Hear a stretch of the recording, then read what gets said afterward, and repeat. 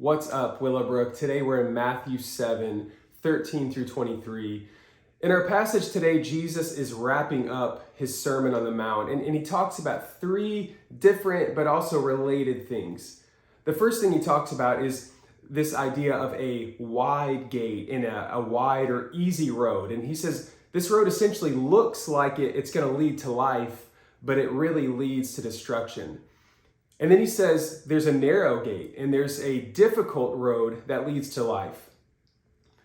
Basically, when we follow Jesus, it's not easy. There's persecution, there's trouble, there's hardships that we face, as well as the idea that we need to be crucifying our flesh daily and submitting our lives to the will of God every single day. So it's not an easy road, but it's a road that leads to life. Then Jesus goes on from there and talks about false prophets. And these prophets could lead us down the wrong path. They could lead us down a path that leads to destruction.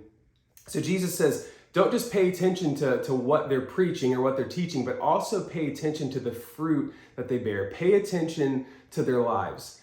And the same is true for us. We could say that we have faith. We could say that we believe that Jesus is Lord. But if we're not expressing that faith by how we live our lives, it makes me wonder if we really believe it at all. Then he goes on to talk about two different types of people. He says there are people that do the will of the Father, that call Jesus Lord, and then there are also people that call Jesus Lord, but don't do the will of the Father.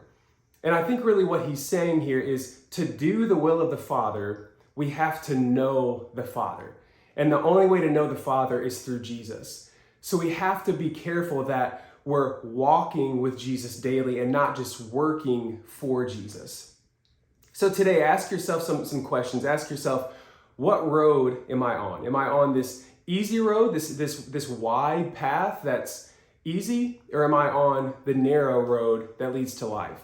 Then also ask yourself, who am I listening to? Who am I allowing to speak into my life? And what do their lives actually look like? What fruit are they bearing? And likewise, what fruit am I bearing in my life?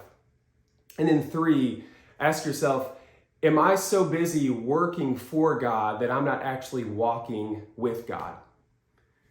Today, I pray that God blesses you, and we'll see you next time.